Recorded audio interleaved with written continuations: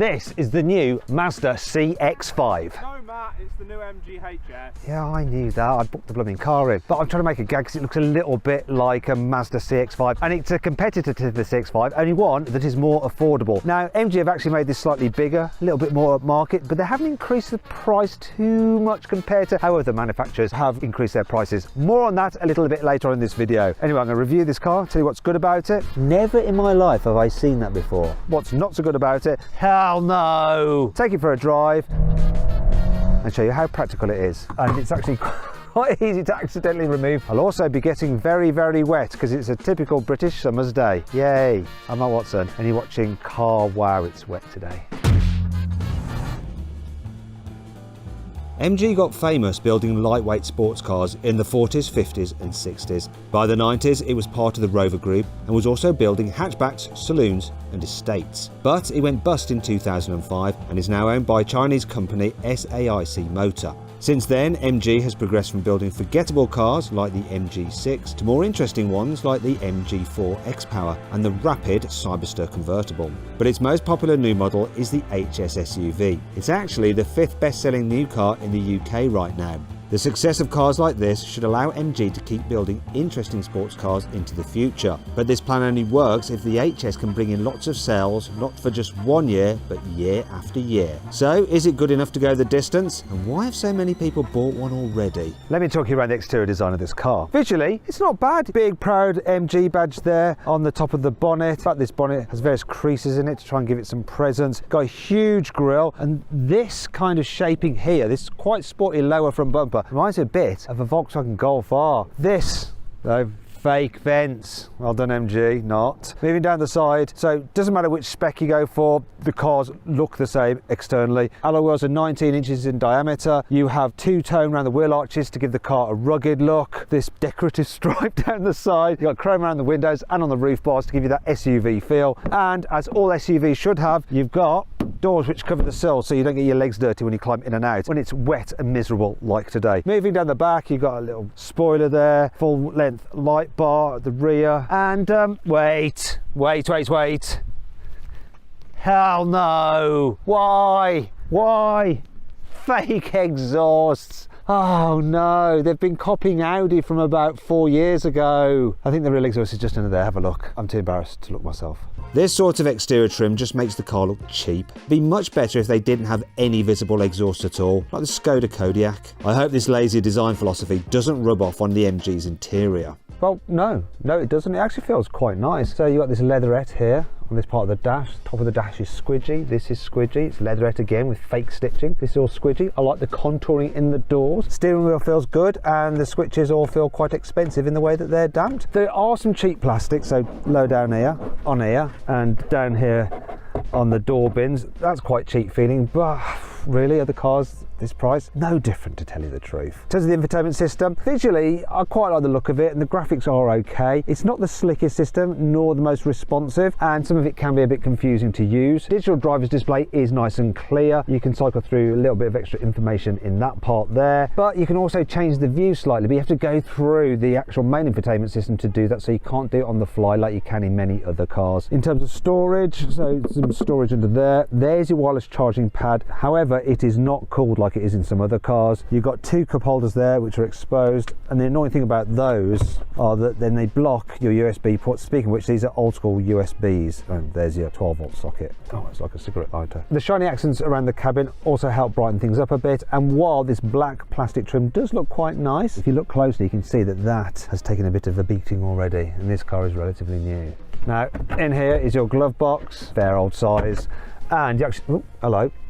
I went like that and pressed the button when I tried to shut it. Does that shut properly? That doesn't look at, that's not great, is it? Oh dear, it needs to be like that. Oh dear, MG. Oh dear. Down here you've got another little storage cubby, and it's actually quite easy to accidentally remove because it's also the cover for the fuse box. Now can I get that in? Get back in.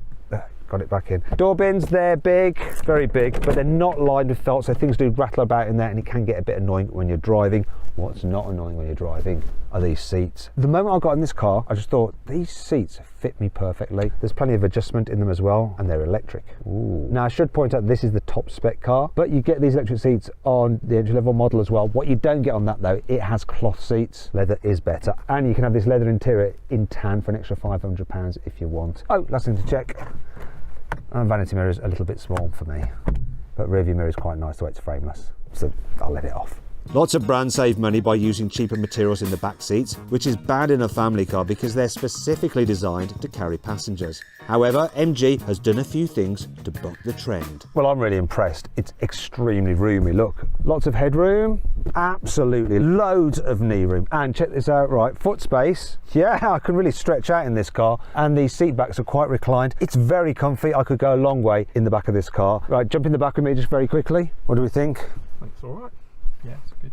If you need to carry 3 people in the back at once, it's fairly decent because there's enough shoulder room, and the flat floor really helps. It means that there's enough room for everybody's feet as well, so not bad. Now, if I fold this down, you've got an armrest with some exposed cup holders, which is a bit of a shame. What's also a shame is, look, there is no through loading. This bench seat splits 30-60, or is that 40-60? No, it's 40-50. I can't do maths. 40-60.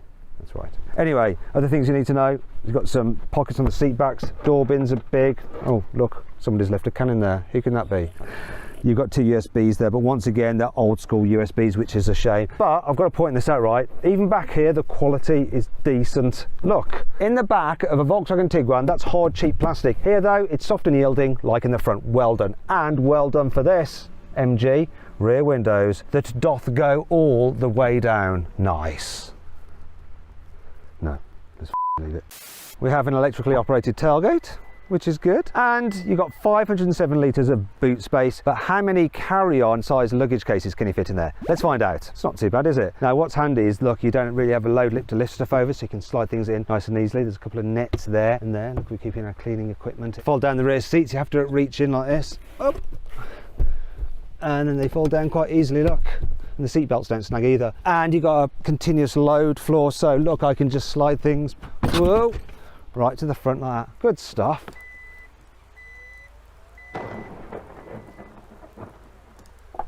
The plug-in hybrid model has exactly the same boot space as the standard petrol car, which isn't always the case. For instance, the Kia Sportage plug-in has about 50 litres less room in the boot than the normal petrol model, because its onboard charger takes up space under the boot floor. But despite that, the Kia still has 540 litres of luggage space, which is still 33 more than you get in any MG HS. And that brings you on to 5 annoying things about this car.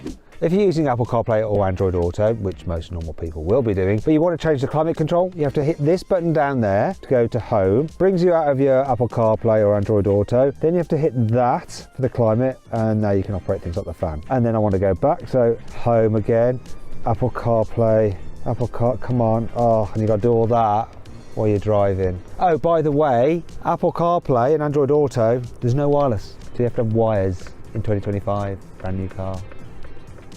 There's nowhere to store the load cover. Oh, come on, out! Underneath the false floor, because the false floor is a bit false in raising your hopes. Look, you've got false hopes because all you've got is these little kind of cutaways there, and obviously that's not gonna do really.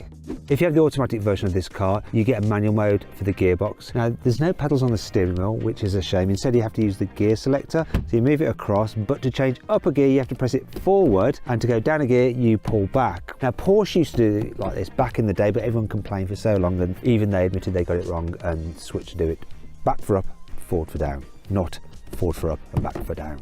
That's annoying. You get adaptive cruise control as standard on all models, so it'll steer to keep you in lane, and if you've got an automatic version, it will keep you a safe distance from the car in front. Unfortunately, with the manuals, it doesn't have that last feature. I don't know why, because my Toyota GR Yaris is a manual and it has adaptive on the distance control as well. Oh well, let's move on. MG was ranked 32 out of 32 manufacturers, so last in the 2024 Driver Power Owner Satisfaction Survey. So good, isn't that? Still, that brings me on to 5 good things about this car, because, you know, have a look under here. You do get the peace of mind of a 7-year warranty, so, you know, if it does break, they should fix it free. The claimed economy figure on this car is 37 mpg. Obviously, it's not going to get close to that, is it? It's going to be under. Oh no, look. Bizarrely, over the 5,290 miles this car's done, it's averaging 40.4 mpg. Never in my life have I seen that before. A car doing more than the manufacturer claims. The plug-in hybrid version of the HS has a really big battery and decent electric only range, so you can do 76 miles on electric power alone. Also, you can do vehicle to load, so you can plug in household appliances into the car's electric charging port and run them off it. Madness. The cameras are really high definition. Have a look at this. Only get 360-degree view. Plus, one of my favourite things is, let me whack it into drive. Go, drive, turn that off, go. When you indicate, yay, blind spot camera, just like in a Tesla or a Kia EV6. That is really, really handy.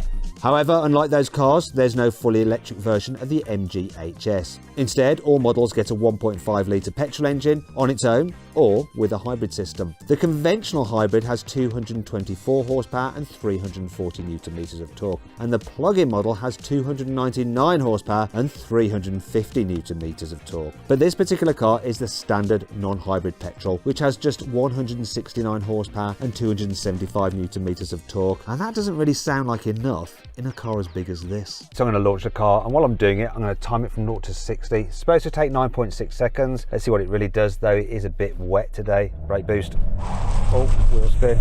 Go on, MG. So you hear that?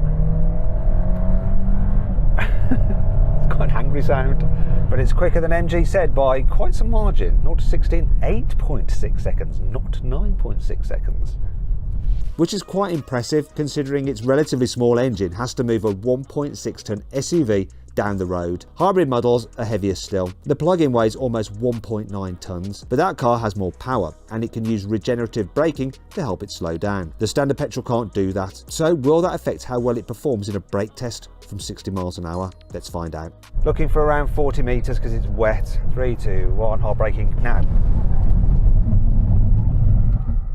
37 metres in the wet is very impressive.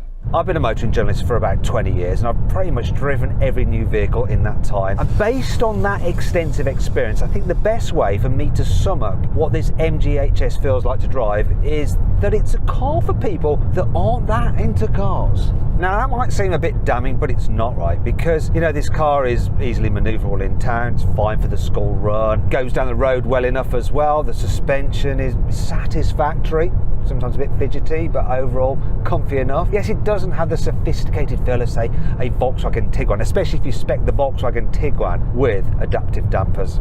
However, this MG is significantly cheaper than that Volkswagen. The HS is available through Carwow right now for just £23,572, whereas the price for an entry-level Tiguan, including the Carwow saving, is £34,010. That's a difference of more than 10 grand. It's the same story with the plug-in hybrids. The MG HS PHEV costs just over £28,000 when you buy it through Carwow, but the cheapest Tiguan plug-in hybrid costs almost £39,000 through Carwow. But the MG's cheaper price is a giveaway for one big problem you notice when you drive it. The MG is reasonably relaxing when you're on the motorway. It's quiet enough, bit of wind noise, that's all. Though to be fair, I think a Kia Sportage is quieter still. When you're driving on a country road, this thing handles well enough. It does lean a little bit in the bends, but it never feels like it's going to fall over. And really, this car can go around corners quicker than anyone who's going to buy this type of car is ever going to want a corner. Me though, I personally would like something that's a little bit sharper, even in a family SUV. And people like me who are into cars want things like the steering, the brakes and the throttle pedal to just feel responsive, because that's how you engage with the car.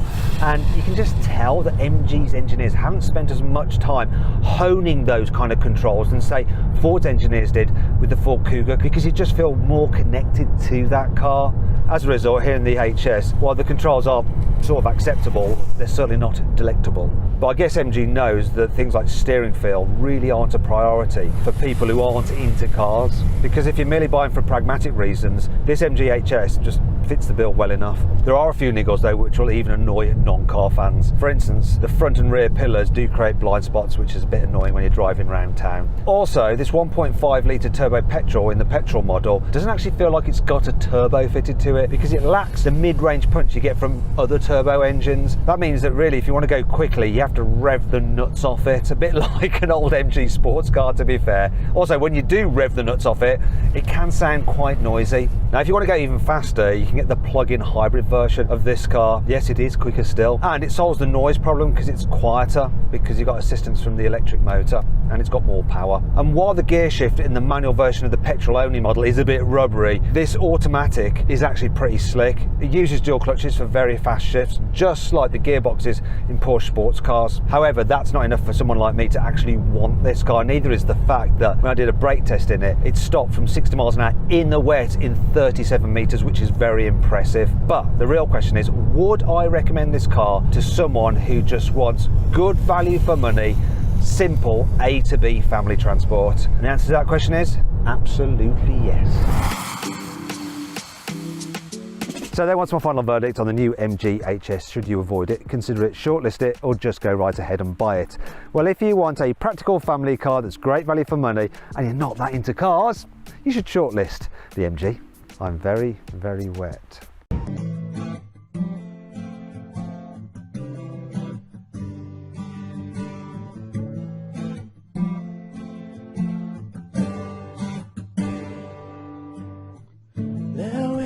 First sight, I never believed. When I saw you for the first time, I changed my mind. Your eyes and your smile are a fantasy. I need